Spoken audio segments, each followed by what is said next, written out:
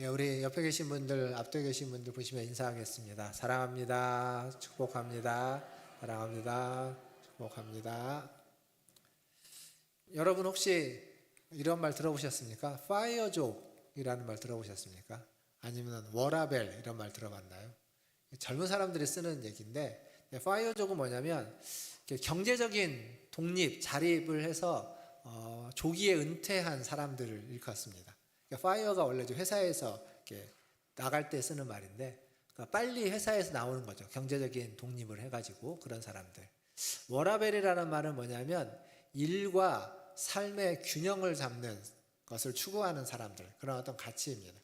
근데 이 워라벨을 가만히 생각해 보면 일과 삶의 균형인데, 일보다는 삶에 조금 더 무게중심이 있는 것 같습니다. 삶을 더 중요하게 생각하는 것 같아요. 근데 이제 삶이라는 게 사실 일도 삶의 한 부분이지 않습니까? 그래서 일과 삶의 균형보다는 좀 엄밀히 보면 일과 쉼의 균형, 이게 훨씬 더 맞지 않을까라는 생각이 들고, 그렇게 놓고 보면 일과 쉼 중에 일보다는 쉼에 더 무게중심을 두고 있는 그러한 표현이 워라벨이지 않나라는 생각이 듭니다. 그 예전에는 이런 말이 있었어요. 출근하기 위해서 퇴근한다. 들어보셨습니까?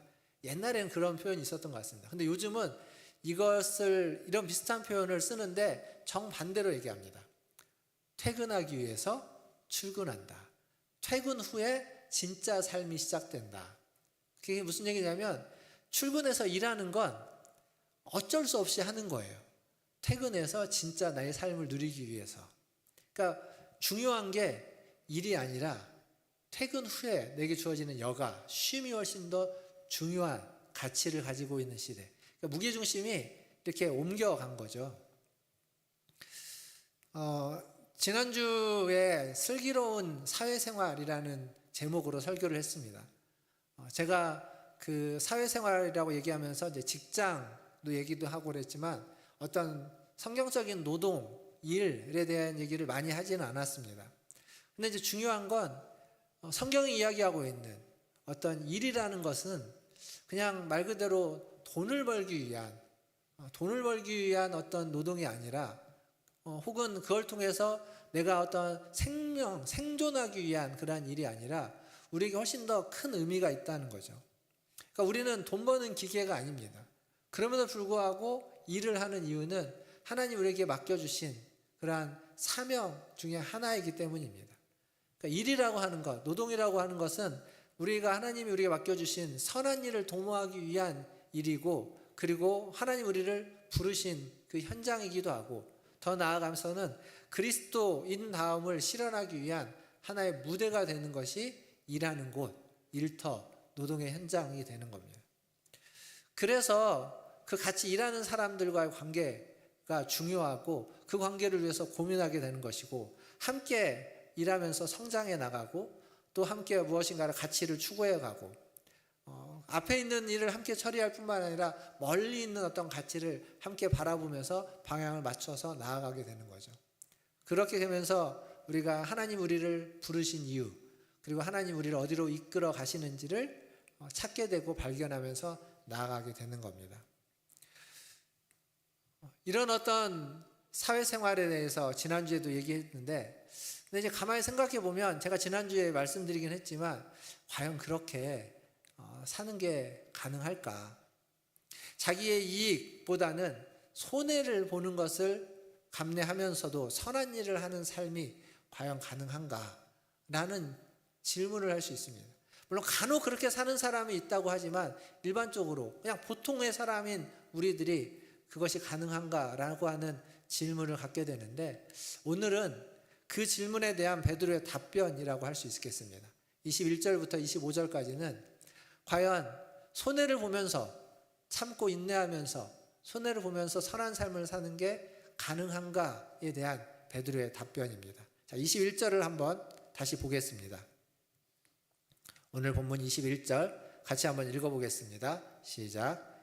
이를 위하여 너희가 부르심을 받았으니 그리스도도 너희를 위하여 고난을 받으사 너희에게 본을 끼쳐 그 자취를 따라오게 하려 하셨느니라. 아멘. 자, 여기서 지금 베드로가 뭐라고 말하냐면 그리스도가 직접 고난을 받으사 우리에게 본을 보이셨다. 그리고 그 본을 보고 따라오게 하셨다. 이렇게 이야기합니다. 어제 제 그 막내 동생이 몇 년 전에 결혼을 했잖아요. 아주 늦게 결혼을 했습니다. 그리고 이제 아이를 갖게 되었어요. 그래서 출산을 했고 채우랑 되게 비슷한데 어제 이제 돌이 조금 며칠 남아 있긴 하는데 돌잔치를 했습니다. 그래서 가서 저한테 짧게 좀 예배를 드려달라고 해서 제가 예배를 인도하기도 했는데 이제 고민을 했죠. 무슨 얘기를 할까? 어제 막 좀 어수선해가지고 정신없이 들긴 했는데 부모로서 아이를 축복하기도 하지만 부모로서 가장 중요한 게 뭘까라고 생각을 하다가 제가 생각하는 건 부모는 아이에게 본을 보여주는 것이다 라는 생각이 들었습니다. 그래서 이제 좋은 본을 많이 보여줄 수 있도록 그렇게 좀 말씀을 전했는데 근데 생각해 보면 그 어떤 부모도요 아이에게 나쁜 본을 보여주고 싶은 부모는 없습니다. 아무리 우리가 완벽하진 않지만 완벽한 부모는 아닐지라도 부모는 자녀들에게 좋은 것을 보여주고 싶어 하고 그래서 자기가 부족한 것을 아이 앞에서는 잘 드러내지 않고 어떻게든지 좀 잘 해보려고 노력을 합니다. 그리고 아이가 그걸 보고 바르게 좀 더 자기보다 더 나은 사람으로 자라기를 바라죠. 근데 여러분 아이는요 여러분이 보여주는 것만 보고 자라는 게 아니지 않습니까? 다 알잖아요. 내가 보여주고 싶은 것 내가 보여주는 것만 딱 보고 자라는 게 아닙니다. 내가 보여주고 싶지 않았던 다른 모습들 그냥 일상의 모습들 흐트러진 모습들 그리고 애들이 안 봤을 거라고 생각하고 했던 모습들을 다 보면서 자라는 겁니다. 그리고 그것을 본을 보고 그걸 따라서 자라게 되어 있다라는 거죠. 그래서 어떤 본을 보여주느냐가 아니라 내가 어떻게 사느냐가 굉장히 중요한 겁니다. 보여주는 것만 보는 게 아니기 때문에 오늘 말씀해 보면 베드로가 지금 이야기하는 건 뭐냐면 예수님이 우리를 위하여 고난을 당하셨다. 근데 그 고난을 통해서 예수님이 몇 가지 본을 보여주고 있다. 지금 베드로는 예수님이 보여주는 본을 우리에게 이야기해 주고 있습니다. 근데 물론 우리가 이것 말고도 말씀을 통해서 예수님의 다른 모습들을 많이 보게 됩니다. 그걸 우리는 다 따라가야만 하겠죠. 근데 오늘은 아까 그 질문에 대한 답이니까 그 답으로서 제시되고 있는 우리가 따라야만 하는 예수님의 모습 그 본이 무엇인지를 좀 같이 생각해 보려고 합니다. 첫 번째는 22절에 나옵니다. 22절을 한번 같이 읽어보겠습니다. 22절입니다. 시작. 그는 죄를 범하지 아니하시고 여기 첫 번째 본은 뭐냐면 죄와 거짓이 없어야 된다. 그런 진실함을 이야기합니다. 요즘은 진실함이라는 단어보다 조금 의미가 약간 다르긴 하지만 진정성이라는 단어를 좀 많이 쓰기도 합니다. 제가 좋아했던 오디션 프로그램 중에 K-팝 스타라는 게 있는데 이제 언제 했는지 몇 번째인지는 모르겠는데 그 K-팝 스타에 한희준이라는 참가자가 있었습니다. 그 한희준이라는 참가자는 미국에서 오디션 프로그램에 참여해서 거기에서 굉장히 성적을 아주 잘 받았던 1등을 했나요? 2등을 했나요? 그런 성적을 잘 받았던 친구가 우리나라 K-팝 스타에 또 참여를 했습니다. 그러니까 이제 노래를 부르니까 너무 잘 부르는 거죠. 그래서 그 심사위원들에게 아주 극찬을 받습니다. 너무 잘한다고. 정말 프로 같다라는 평을 받아요. 근데 그게 문제였습니다. 무슨 얘기냐면 노래를 너무 잘하는데 너무 잘하다 보니까 뭘 해도 이미 프로처럼 계산된 행동, 의도된 어떤 목적이 있는 표현처럼 보여진다는 겁니다. 그래가지고 아무리 잘하는데도 앞에 앉아있는 사람이 잘하는 건 알겠는데 진짜 네가 뭘 말하는 건지 정말 너의 진정성이 느껴지지 않는다는 얘기를 계속 듣습니다. 그래서 이 친구가 인터뷰를 해요. 그 프로그램 인터뷰를 하는데 뭐라고 하냐면 자기는 진정성이라는 말이 그렇게 어려운지 몰랐다고. 자기는 너무 이렇게 막 벌벌벌 떨면서 너무 막 떠는데 그 떨음을 숨기면서 최선을 다해서 정말 진심을 다해서 노래를 하는데 진정성이 안 느껴진다고 하는 거예요. 꼭 어떻게 해야 될지를 모르겠다라는 얘기를 합니다. 진정성, 진실함 이게 참 쉽지 않은 것 같습니다. 근데 그 친구의 얘기에서 우리가 주목할 건 뭐냐면 그는 그 진정성을 어디에서 알려고 했냐면 상대방이 어떻게 느껴지느냐를 통해서 알려고 했습니다. 근데요, 진정성이나 진실함을 상대방을 기준으로 삼으면 어렵습니다. 내가 아무리 진실해도, 내가 아무리 진정성을 담아도 상대방이 그렇게 안 받아들이면 그건 아니기 때문에 그렇습니다. 상대방을 기준으로 해서는 안 된다는 거죠. 오늘 이 말씀을 보면 진정성과 진실함의 기준은 상대방, 다른 사람이 아니라 하나님 앞에서 거짓이 없고 하나님 앞에서 죄가 없는 것을 이야기하는 겁니다. 그러니까 하나님 앞에서 거짓이 없다면, 하나님 앞에서 죄가 없다면 지금 당장은 힘들지 모르겠지만 그래도 그 진실함과 그 진정성은 하나님께 인정받게 되는 것이라는 거죠. 그래서 지금 우리가 본받아야만 하는 건 하나님 앞에서 죄가 없이 거짓이 없는 모습을 본받아야 한다라는 겁니다. 두 번째로 우리가 본받아야 되는 예수님의 모습은 23절에 나옵니다. 사실 23절은 많은 얘기들을 할 수 있는데요. 같이 한번 읽어보겠습니다. 23절 같이 읽겠습니다. 시작. 욕을 당하시되 맞대어 욕하지 아니하시고 고난을 당하시되 위협하지 아니하시고 오직 공의로 심판하시는 이에게 부탁하시며. 아멘. 여기 이제 욕을 당했다. 다른 번역에 보면 모욕이라고 좀 더 다른 조금 더 구체적으로 그런 단어를 쓰는데, 예수님이 욕을 당하시고 고난도 당하셨습니다. 그러니까 예수님이라고 언제나 박수만 받은 게 아니다라는 이야기입니다. 사실 우리는요, 선을 행하면, 뭔가 의미 있는 가치 있는 일을 하면 사람들에게 인정받고 칭찬받는 걸 기대하고 당연시합니다. 그런데 지금 예수님은 분명 선을 행했는데도 불구하고 인정과 칭찬이 아닌 모욕을 당하고 고난을 당하였다라고 지금 베드로는 이야기하는 겁니다. 그런데 그 예수님은 모욕과 고난을 당하고서도 움츠러들지 않았습니다. 그것을 견뎌내고 거기서 한 걸음 더 나갑니다. 그게 다시 23절에 보면 모욕을 당하되, 그러니까 욕을 당하시되 뭐라고 얘기하냐면 맞대어 욕하지 아니하시고, 내가 모욕당했는데 상대방을 모욕하지 않았다는 겁니다. 고난을 당하시되 위협하지 아니하시고, 내가 고난을 당했습니다. 위협을 당했습니다. 그래서 상대방에게 고난을 주고 위협을 주지 않는다라는 거죠. 이 얘기를 바울은 로마서 12장 21절에 이렇게 이야기합니다. 뭐라고 말하냐면 같이 읽어보겠습니다. 로마서 12장 21절 시작. 악에게 지지 말고 선으로 악을 이기라. 아멘. 선으로 악을 이기는 모습이죠. 욕을 당했지만 상대방을 욕하지 않습니다. 고난을 당해도 그 상대방에게 위협하지 않는다. 사실 우리가 살고 있는 세상은요, 가장 세상에 어떤 통용되는 방식이 하나 있다면 기브 앤 테이크입니다. 받은 대로 돌려주는 겁니다. 내가 이만큼 받았으면 이만큼 돌려주는 거죠. 내가 좋은 걸 받았으면 좋은 걸 줍니다. 내가 욕을 들었으면 나도 욕하는 겁니다.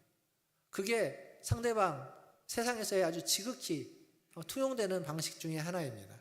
그러나 그리스도인은 예수님처럼 선을 행하다가 모욕을 당하고 고난을 당해도 되갚지 않고 참고 견디는 것, 그게 그리스도인다운 것이다 라는 거죠. 폭력은 늘 또 다른 폭력을 양산합니다. 악은 또 다른 악을 만들어냅니다. 그러니까 그것을 어찌 보면 그것은 우리가 살고 있는 타락한 세상의 하나의 구조 같은 겁니다. 이 구조 안에서는 악을 악으로 갚는 것 지극히 당연하고, 그걸 누가 뭐라고 할 사람도 없고, 그건 어찌 보면 정당한 표현이라 정당방위다 이렇게 이야기할 수 있을 겁니다. 그러나 하나님의 나라의 구조 속에서는 악을 악으로 갚지 않는 거죠. 여기 아까 바울이 말한 것처럼 악에게 지지 않고 악을 선으로 갚는 것입니다. 그게 하나님의 나라의 구조라는 거죠. 그래서 그것을 우리는 추구해야 됩니다. 악에게 지지 않고 선으로 악을 이기는 삶. 오늘 함께 예배하는 우리 모든 성도들이 그러한 삶을 추구하시고 악에게 지지 않고 선으로 악을 이기시는 하나님의 자녀들 다 되시기를 주님의 이름으로 축원드립니다. 예수님이 보여주신 세 번째 본은 그것도 23절에 나오는데 23절 후반부에 보면 모욕과 고난을 당하지만 그 최종적인 판결을 오직 공의로 심판하시는 이에게 부탁하셨다라고 이야기하고 있습니다. 그러니까 그 판단을 내가 하지 않고 공의로우신 분에게 맡긴 겁니다. 우리나라는 월드컵 축구가 끝났는데 아직 축구는 계속 이어지고 있습니다. 이제 어제 오늘 해가지고 이제 4강이 결정이 되나 그럴 텐데요. 그 중에 16강 경기 중에 프랑스와 파라과이 경기가 있었습니다. 관심이 없는 분들은 잘 모르겠지만 저도 경기를 본 건 아닌데 이제 얘기만 들었는데 그 경기는요 어떤 평을 받고 있냐면 역대급으로 추한 경기다라는 평을 받고 있습니다. 역대급 추한 경기. 프랑스와 파라과이는 프랑스가 훨씬 더 잘하고 파라과이가 그만큼 못합니다. 여기가 열세예요. 그래서 파라과이는 수비를 촘촘하게 할 수밖에 없습니다. 수비 위주로 갈 수밖에 없어요. 그런데 이제 수비를 하다 보면 저쪽이 훨씬 선수가 뛰어나면 그냥 똑같이 해갖고는 붙잡을 수가 없어요. 경기가 안 되니까 조금 거칠게 수비를 해야죠. 그래가지고 공격수들이 좀 위축되도록 그래서 거칠게 수비를 했습니다. 근데 거칠게 수비를 하다 보면 어떻게 되냐면 이렇게 선이라는 게 있잖아요. 그러니까 파울이냐 아니냐라고 하는 선을 이제 넘게 됩니다. 거칠게 하다 보면 실수로서 혹은 의도적으로라도 파울을 하게 되고 상대방을 넘어뜨리게 되고 잡게 되는 거죠. 그게 이제 어느 정도 선을 살짝 넘으면 그냥 파울인데 그 선을 과하게 넘으면 우리가 소위 말하는 이제 옐로우 카드라고 하는 경고를 받게 되는 거죠. 그 경고조차도 더 넘어가게 되면 이제 빨간 카드, 레드 카드 받아서 퇴장당하게 되는 겁니다. 그러니까 그 경기 저는 이제 하이라이트만 봤는데 하이라이트를 보면 파라과이 선수들이 정말 거칠게 합니다. 심판 앞에서도 막 거칠게 해요.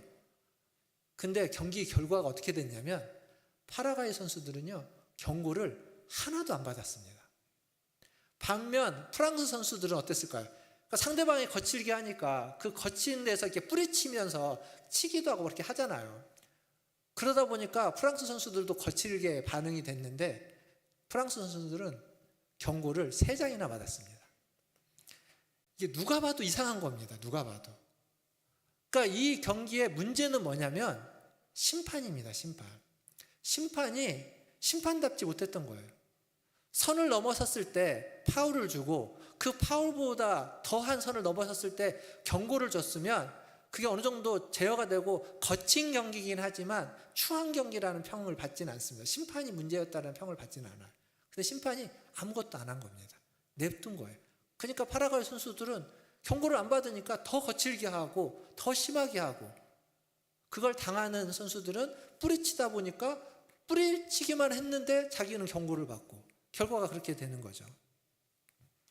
그러니까 제대로 된 심판이 있느냐 없느냐는 그 경기를 제대로 된 경기를 만드느냐 안 만드느냐를 가름하는 중요한 기준이 되는 겁니다. 그러니까 지금 오늘 말씀에서 정의로운 심판을 하는 심판자가 있느냐 없느냐는 굉장히 중요한데 지금 예수님은 정의로운 심판자에게 모든 것을 맡겼다라고 이야기하는 거죠. 사실 우리가 살고 있는 세상에 악이 사라지지 않고 계속 이어져 가는 것은 정의롭고 공의로운 심판자가 없다라고 하는 믿음 때문일 겁니다.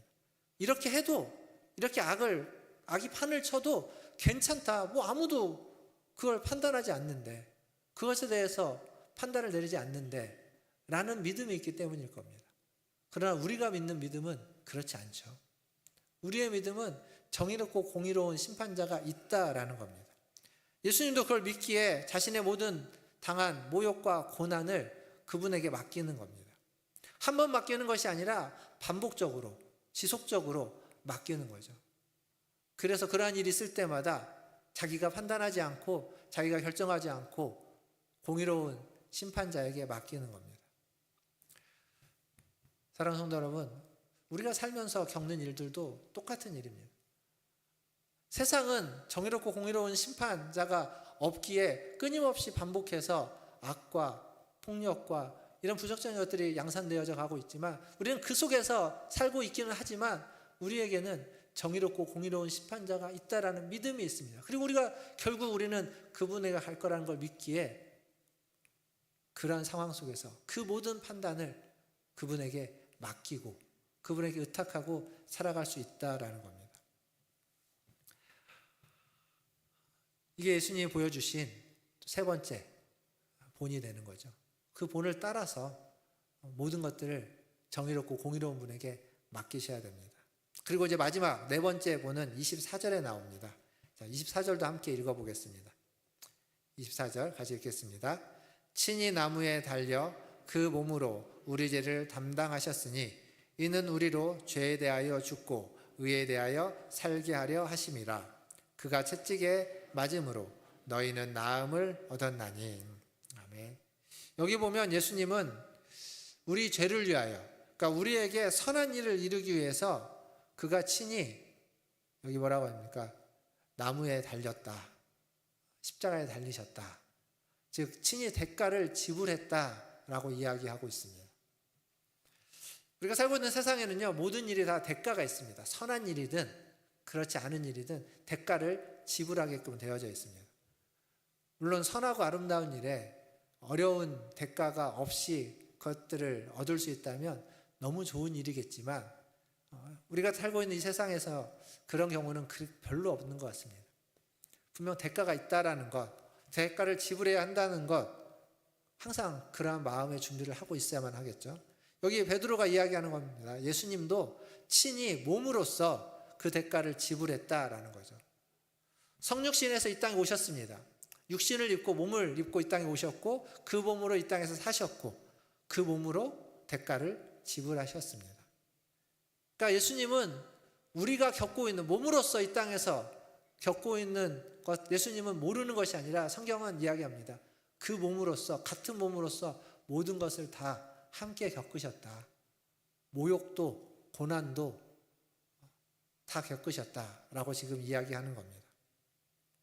사랑하는 성도 여러분, 그리스도인은 선을 행하다 어려움을 당한, 고난을 당할 수 있다라고 하는, 그럼에도 불구하고 그런 선을 행하도록 부르심을 받았다라는 게 방금 우리가 오늘 본문에서 읽었던 21절 앞에서의 이야기입니다. 선을 행하면서 고난을 당하는 삶, 어떻게 살아야만 하는지 좀 막막하고 잘 모를 수 있습니다.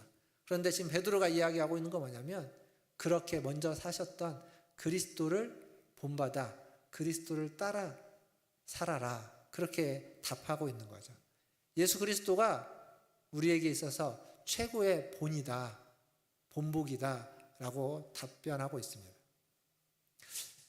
살면서 좋은 어른, 좋은 스승, 좋은 리더, 좋은 본을 만나는 건 참 행운이라고 할 수 있습니다. 너무도 복된 일입니다. 여러분 어떻습니까? 좋은 스승을 만나셨습니까? 좋은 어른을 만나셨습니까? 좋은 리더를 만나셨습니까? 여러분이 혹시 누군가의 좋은 어른이고 좋은 스승이고 좋은 리더가 되고 계십니까? 사실 그런 분들을 만나야, 그런 어른을 만나고 그런 스승을 만나고 그런 리더를 만나야 우리도 그만큼은 못할지라도 그보다는 조금 못하지만 그를 따라서 좋은 어른이 되고 좋은 스승이 되고 좋은 리더가 될 수 있을 겁니다. 그런데 그런 사람들을 만나지 못했다면 어려운 일이겠죠. 하지만 신앙이라는 건 그걸 극복하게 하는 겁니다. 왜냐하면 그리스도가 우리의 가장 좋은 어른이시고 좋은 스승이시고 좋은 리더이시기 때문입니다. 그리스도를 만나시지 않으셨습니까? 우리는 그리스도를 만난 사람들이고 그리스도를 믿고 따르는 사람들입니다. 즉 그 누구보다도 가장 좋은 어른과 스승과 리더를 믿고 따르는 사람들이라는 겁니다. 그리스도를 닮는다는 건 그런 어른과 스승과 리더가 될 수 있다라는 겁니다. 오늘 예배 가운데 참여하신 우리 모든 성도님들이 그리스도를 닮아서 좋은 어른이 되시고 좋은 스승이 되시고 그리고 좋은 리더가 다 되시기를 주님의 이름으로 축원드립니다. 이제 25절을 읽겠습니다. 오늘 본문 마지막 구절이죠. 25절입니다. 같이 읽겠습니다. 너희가 전에는 양과 같이 길을 잃었더니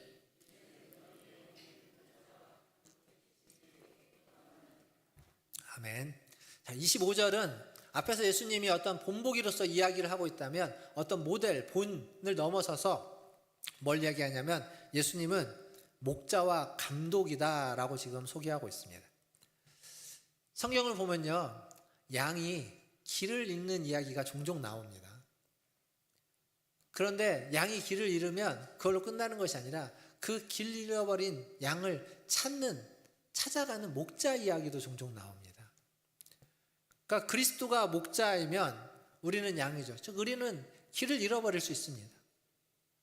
예수님을 잘 따라가다가, 목자를 잘 따라가다가 앞만 보고 가다가, 밑에만 보고 가다가 길을 잃어버리고 엉뚱한 데로 갈 수도 있습니다. 그게 양의 모습입니다. 그게 우리들의 모습인 거예요. 그렇다고 너무 절망할 필요가 없는 건 그러한 우리들을 목자이신 주님은 찾아오십니다. 찾아내고 다시 제자리로 돌아오게 해주신다라는 거죠. 그러니까 너무 엉뚱한 길로 간다고 염려하거나 걱정하지 않으셔도 된다라는 겁니다. 근데 이 얘기들, 지금 우리가 보고 있는 이 얘기들이 누구를 대상으로 하는 얘기인지를 우리가 잊어서는 안 됩니다. 18절부터 지금 25절까지 얘기는 누구를 대상으로 하고 있냐면 18절 한번 가서 보십시오. 성경에 뭐라고 시작하냐면 사완들아 이렇게 시작합니다. 사완들아, 하인들아 라고 시작하는 거죠. 그러니까 지금 18절부터 계속되는 이야기는 하인이라고 하는 사람들에게 지금 베드로가 이야기하고 있는 이야기였습니다. 하인들을 향해서 선을 행하고 고난을 견디라고 권면하고 있습니다. 예수 그리스도가 너희의 본이 되어 주니까 그 예수 그리스도를 본받아서 그를 따르라고, 그리고 그 예수 그리스도가 너희의 목자와 감독자가 되신다, 이렇게 지금 이야기하고 있습니다. 이게 베드로에 있는 본문의 이야기입니다. 근데 이게 사실 별로 그렇게 우리에게는 뭐 그렇구나라고 끄덕여질 만한 이야기지만 베드로가 지금 이 편지를 쓰고 있는 그 시대에는 굉장히 놀라운 이야기였습니다. 왜냐하면 그때 하인들은요, 우리가 생각하는 그러한 어떤 하인의 수준이 아니었다라는 겁니다. 그냥 하인들은 그냥 하나의 소유물이었습니다. 소유물. 하나의 사람으로서, 인격으로서 존중받는 존재가 아니라 그냥 소유물로서 어떤 가능성도, 어떤 잠재력도 보지 않고 그냥 허드렛 일을 하고 시키는 일이면 뭐든지 하는 마치 어떤 한 도구와 같은 존재로 취급받는 때였습니다. 근데 그때 지금 베드로가 이야기하고 있는 건 뭐냐면 그런 취급을 받고 있는 하인들을 향해서 그리스도와 그들을 위하여 친히 대가를 지불하고 그들을 위하여서 죽으신 존재다, 그렇게 이야기하고 있는 겁니다. 그리스도를 따를 수 있는 존재, 그리스도를 닮을 수 있는 존재, 그래서 예수 그리스도의 그 목자 되심으로 예수 그리스도의 양이 될 수 있는 존재라고 지금 하인들을 이야기하고 있습니다. 그러니까 하찮고 하나의 그냥 도구로서 존재했던 그들을 향해서 하찮은 도구가 아니라 귀하게 변화되고 성장하고 목자, 하나님을, 그리스도를 목자로서 따를 수 있는 그러한 존재다라고 지금 말해주고 있습니다. 이게 성경이 이야기하고 있는 존재입니다. 어찌 보면 결국 이건 하인들아라고 이야기하고 있긴 하지만 그러한 하찮은 존재는 아무도 없다라는 것을 전제하고 있는 거죠. 그러니까 성경은, 하나님은 그 누구도 차별하지 않고 모든 사람의 목자와 감독이 되어주신다라는 이야기를 이런 식으로 표현하고 있다라는 겁니다. 말씀을 듣겠습니다. 지난주와 이번 주 두 주에 걸쳐서 지난주 설교 제목이 슬기로운 사회생활이었죠. 사회생활에 대해서 이야기를 했습니다. 직장생활 이렇게 얘기할 수도 있을 겁니다. 이런 얘기를 하면 이제 어떤 분들은 그렇게 생각하시고 얘기하시는 분들이 있습니다. 설교는, 교회에서의 어떤 이야기는 좀 이렇게 믿음에 대한 이야기, 은혜로운 이야기, 신앙 안에서 위로받는 이야기들이면 충분한데 뭐 사회생활, 직장생활, 이건 뭐 밖에서도 얼마든지 배우고 어떻게 해야 되는지 잘 듣고 하는데 그런 얘기 굳이 필요한가라고 하는 생각을 하시는 분도 계실 수 있습니다. 근데 저는 그런 생각을 하고 계신다면 좀 되묻고 싶습니다. 정말로 충분한가? 정말로 밖에서 여러분이 배우는 것으로 여러분의 가정생활이, 여러분의 사회생활이, 여러분의 직장생활이 충분히 잘하고 계신지 한번 되묻고 싶습니다. 그 TV 방송 프로그램 중에 되게 오래된 프로그램, 우리 아이가 달라졌어요라는 프로그램이 있죠. 이게 제가 확인을 해보니까 2006년도에 시작해서 2015년도에 10년간 하고 종영을 했더라고요. 그리고 그와 비슷한 프로그램이 최근에는 금쪽 같은 내 새끼라는 프로그램이 있었습니다. 이것도 2020년에 시작해서 2026년 올해 얼마 전에 종영을 한 걸로 알고 있습니다. 근데 이 프로그램 말고 또 하나 제가 요즘 유튜브에서 여러 번 봤던 프로그램이 있는데 그건 뭐냐면 개는 훌륭하다라는 프로그램입니다. 강아지들, 문제 있는 그 반려견들을 어떻게 이렇게 제대로 교육하는지라는 프로그램. 이것도 되게 오래전 2019년도부터 꽤 오랫동안 했던 프로그램인데 최근에는 늑대와 개의 시간, 개와 늑대의 시간이라는 제목으로 비슷한 프로그램이 또 진행되고 있습니다. 이 프로그램들의 공통점은 뭐냐면 자기의 소중한 아이 그리고 자기의 소중한 반려견들을 잘 키우고 싶어하는 사람들이 거기에 나오는 겁니다. 왜냐하면 소중한 아이가 뭔가 좀 문제가 있어요. 그래서 그 문제를 어떻게 하면 아이가 좀 정상적으로 문제 없이 잘 키울 수 있을까? 강아지가 문제가 있습니다. 말을 안 들어요. 막 물고 막 짖고 난리예요. 그러니까 이 강아지를 너무 자기가 이뻐하는데 좀 제대로 예쁘게 잘 키울 수 있을까라는 고민을 가지고 그 프로그램에 나와서 이제 전문가들의 도움을 받습니다. 그 두 프로그램 다 해결책은요.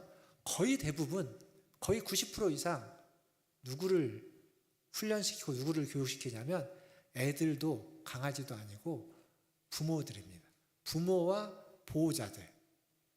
그러니까 부모와 보호자가 잘못된 미성숙한 잘 모르면서 잘못된 행동, 잘못된 사인, 잘못된 메시지들을 계속 주니까 그것들을 받아서 아이도 강아지도 반응하고 있었던 거예요. 그래서 부모가 바뀌면 아이들의 행동이 바뀌고요. 보호자가 바뀌면 반려견의 행동이 바뀝니다. 그 프로그램을 보면 그런 것들을 많이 볼 수 있습니다. 어떤 부모가 어떤 보호자가 그렇게 하고 싶었겠습니까? 어느 누구도 그렇게 하고 싶지 않았습니다. 그런데 잘 모르는 거죠. 왜냐하면 처음 키워보니까 아이도 처음 키워보고 강아지도 처음 키워보니까 잘 모르는 겁니다. 근데요, 생각해보면 우리가 살아가는 우리의 인생의 대부분은 다 처음 아닌가요? 2026년 7월 12일을 살아보신 분 계십니까, 여기? 아무도 없습니다, 우리는. 오늘 처음 사는 겁니다. 오전은 살았지만 오후는 아직 살아보지를 못했습니다. 처음 사는 거예요. 거기에서 무슨 일이 일어날지 어떤 일이 생길지 우리는 모릅니다. 그리고 그 일 때문에 기뻐할 수도 있고 즐거워할 수도 있지만 당황할 수도 있고 우왕좌왕할 수도 있는 거예요. 처음 부딪히는 일이니까. 그러니까 모든 게 처음이다라는 거죠. 20대는 20대가 처음이고 30대, 40대, 중년은 중년이 처음입니다. 우리 어르신들 황혼의 노년이라고 하는데 살아본 적 없잖아요. 지금 처음 노년을 살고 있는 것 아니겠습니까? 다 처음입니다. 그래서 어렵고 힘든 겁니다. 처음이라서 헤매는 우리에게 베드로가 제시하는 답은 그겁니다. 우리보다 먼저 사셨던 그리스도. 처음 가보는 길이라고 너무 두려워하지 말고 우리의 본보기인, 우리에게 본인이 되신 예수 그리스도를 보고 따라가라 라고 이야기하는 겁니다. 그게 베드로의 답변입니다. 예수님이 말로만 훈수둔 것이 아니라 친히 몸을 입고 이 땅에 오셔서 눈물을 흘리시고 배신도 당하시고 억울함도 있고 십자가에 달려 죽기까지 하셨던 그분을 바라보면서 우리도 따라가라는 거죠. 사랑하는 성도 여러분, 워라벨, 파이어족 이런 것들이 사회에서 이야기하고 있는 가치인데 그것에 휩쓸려 가지 마시고 우리를 하인이 아니라 우리를 왕같은 제사장으로 부르신 그 부르심을 따라서 주님이 먼저 가신 그 발자취를 따라서 묵묵하게 선을 행하는, 크지 않아도 작은 선을 행하는 삶을 살아가시는 우리 문화천재교회 성도님들 다 되시기를 주님의 이름으로 축원드립니다. 기도하겠습니다.